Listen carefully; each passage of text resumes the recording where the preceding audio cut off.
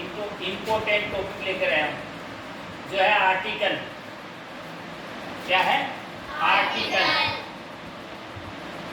ये आज तक लोगों के कंफ्यूजन बना हुआ है, खासकर ग्रामीण क्षेत्र के जो बच्चे हैं उनके लिए बहुत बड़ा कंफ्यूजन बना हुआ है कि हमें कब यूज़ करना है ए का, कब यूज़ करना है एन का, कब यूज़ करना है डे का। इसकी वजह यह है कि ग्रामीण क्षेत्र में क्या होता है, 5th क्लास तक तो इंग्लिश पढ़ाई नहीं जाती, और पढ़ाई जाती है तो वो मेथड में नहीं पढ़ाया जाता। हमें क्या सिखाया जाता है कि ए एन डे का यूज़ कब करना है, ए एन और डे का यूज़ कब करना है। सबसे पहले हम देखेंगे ए और एन, ये इनको कहते हैं आर्टिकल। क्या कहते हैं? आर्टिकल कहते हैं। आर्टिकल हमेशा नाउन के पहले लगेगा। कहाँ लगेगा? नाउन के पहले। अब मैं तुम्हें बता देता हूँ नाउन क्या होती है। नाउन क्या होती है? हर वो चीज जो हमें शक्ल से दिखाई दे और जिसको हम छू सकते हैं वो एक नाउन है। ये मार्कर दिख रहा है शक्ल से, इसको छू भी सकता हूँ, ये एक नाउन है। ये बोर्ड है, इसको छू भी सकता हूँ, शक्ल से दिख रहा है, एक नाउन है। तो आर्टिकल जो होते हैं वो नाउन के पहले लगते हैं हमेशा। अब हमें यूज कैसे करना है? जैसे मैं यहाँ एक सेंटेंस बना रहा हूँ,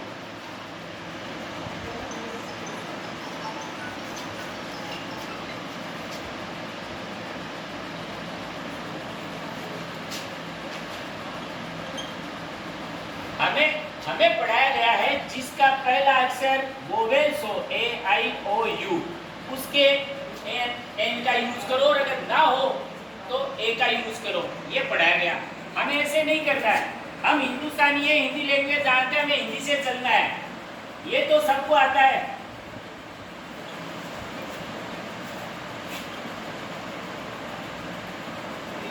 ये सबको आता है।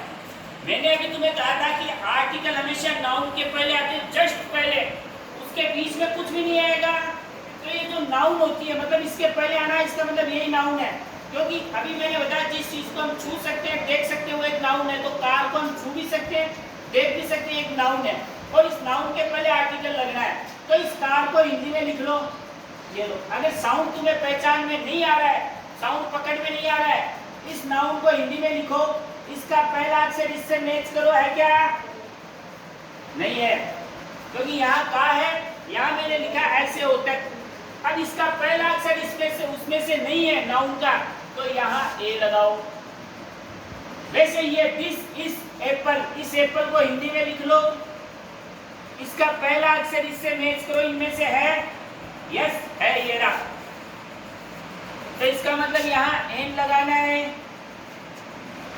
यानी नाउन जो है, नाउन को हिंदी में लिख लो। अगर साउंड पकड़ में नहीं आ रहा है तो नाउन को हिंदी में लिखो। जैसे मैंने लिखा कार, और इसका पहला अक्षर इससे मैच किया, नहीं मैच कर रहा, इसका मतलब यहाँ ए आना है। और ये एप्पल, जैसे मैंने हिंदी में लिख लिया, ये एक नाउन है, इसको मैंने हिंदी में लिख लिया। अब इसका पहला अक्षर मैंने इससे मैच किया। मान लो मेरे साउंड पकड़ में नहीं आ रहा, वोवेल्स का कायदा, तो मैंने इसको हिंदी में लिख लिया एप्पल को।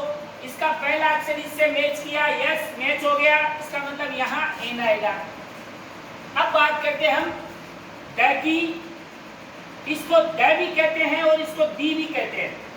अब हमें ये देखना है, इसको द कहते हैं कि दी कहते हैं। या तो ये रोंग है या ये रोंग है, बट मेरे अकॉर्डिंग दोनों राइट है। इसको दी भी कहते हैं, द भी कहते हैं। अब द कब कहेंगे और दी कब कहेंगे वो देखना है।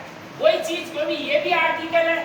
आर्टिकल आएगा नाउन के पहले, आर्टिकल आएगा नाउन के पहले।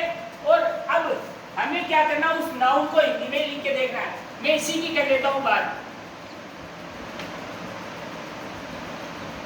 Car,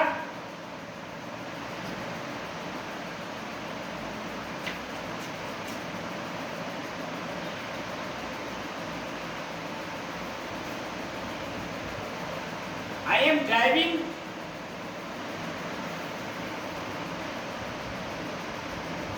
I am eating. अब इस नाउन को मुझे हिंदी में लिखना है। मैं द कंटेंट की चीज बता रहा हूं। इस नाउन को मुझे हिंदी में लिखना है। क्या? अगर यहाँ द है ना तो उसको द ये मान लो ये है।